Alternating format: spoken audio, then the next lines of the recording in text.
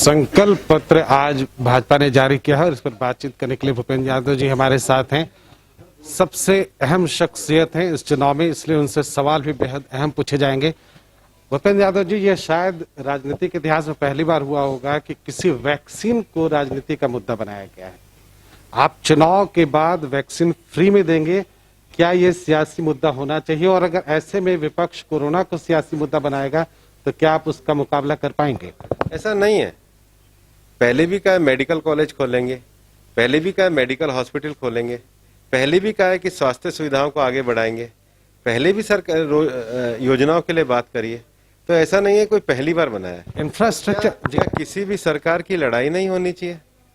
क्या कोरोना की वैश्विक महामारी को पूरा करने के संकल्प की राजनीतिक अभिव्यक्ति नहीं होनी चाहिए?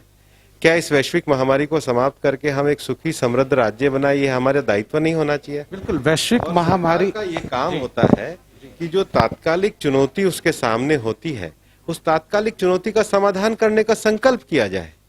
हम इसीलिए तो जनता का, हम आते ही सबसे पहले अगर अभी संकट के समय कोई वैश्विक महामारी आई है तो उसको प्राथमिकता के आधार पर समाप्त करेंगे, ताकि लोगों का जनजीवन सामान्य चले, आम आदमी का विश्वास बहाल हो और वो आगे की तरक्की करे। तो प्राथमिक काम अभी इसको समाप्त करने का है, जिसका हमने संकल्प किया है।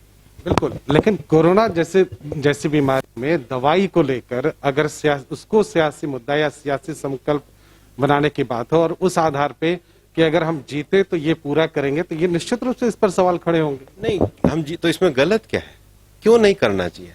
आखिर क्यों लोगों को इससे मुक्त नहीं करना चाहिए? नहीं, मुक्त तो करना चाहिए, लेकिन अगर आप जीते तभी ये पूरा कर पाएंगे। हमारा संकल्प है, हम बिल्कुल पूरा करना चाहते हैं और करना भी चाहिए।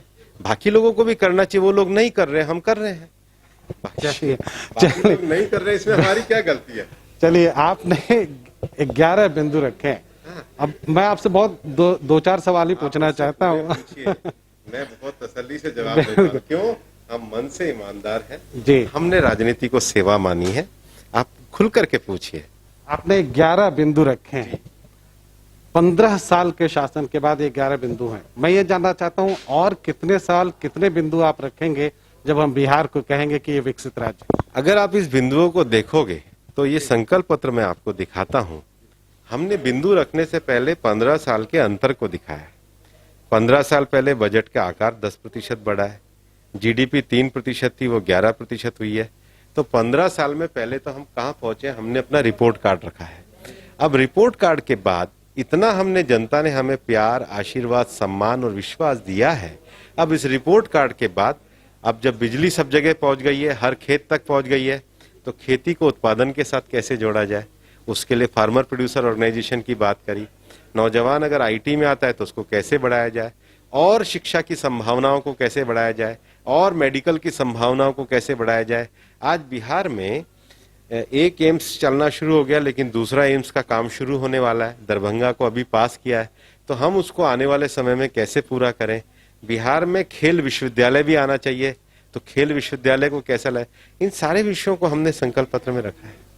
जी। आपने झारखंड का चुनाव भी देखा है। झारखंड के चुनाव में नहीं, पिछले चुनाव में आप थे, वहां पहुंचे थे? नहीं, आप थे ही नहीं। अच्छा, बीजेपी ने वहां देखा आजसू फैक्टर को बहुत कमतर करके आंका गया और बीजेपी को बड़ा नुकसान हुआ।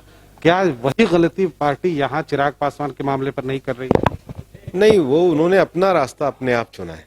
अब जब उन्होंने अपना रास्ता अपने आप चुना है तो हमने तो खूब समझाने की कोशिश करी। अब उन्होंने रास्ता चुन लिया तो हम कोई टिप्पणी नहीं करना चाहते। अपोनेंट, एक दूसरी जो सबसे बड़ी बात होती है आमतौर पे कि जो बीजेपी का वोटर है, जो खास तौर पे मध्य वर्ग और दूसरे वर्ग, ऐसे वर्ग हैं जो आमतौर पे वोट डालने के लिए कम निकलते हैं, उनको बाहर ना निकाल पाने की सजा आपको झारखंड में मिली थी। मैं वही गलती यहाँ पे देखता हूँ। ग्रामीण इलाकों में आप देखेंगे, जहाँ भी तेजस्वी की सभाएं हो रही हैं, तेजस्वी यादव की, वहाँ ठीक ठाक भीड़ आ रही है, लोग वहाँ पहुंच रहे हैं। क्या ये गलती जो झारखंड में हुई वो बिहार में दोहराई जा रही है? बिहार में सब वर्ग हमारे साथ हैं। बिहार 89% ग्रामीण क्षेत्र है और सब लोग पूरी तरीके से 100% मतदान करने वाले हैं। अभी तक के चुनाव प्रचार से कितनी दूर जाते हुए आप दिख रहे हैं? 2/3 बहुमत की ओर हम दिख रहे हैं।